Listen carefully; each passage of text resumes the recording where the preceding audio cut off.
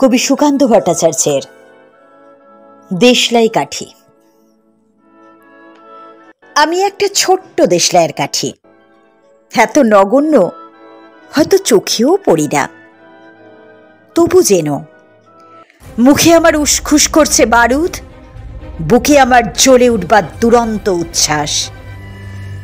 আমি একটা দেশলাইয়ের কাঠি। মনে আছে সেদিন হুলুস্থুল বেঁধেছিল, ঘরের কোণে জ্বলে উঠেছিল আগুন, আমাকে অবজ্ঞা ভরে না নিভিয়ে ছুঁড়ে ফেলায়?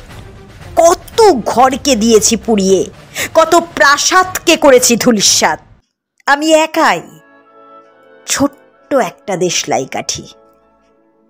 এমনই বহু নগর, বহু রাজ্যকে দিতে পারি ছাড়খাড় করে, তবুও অবজ্ঞা করবে আমাদের।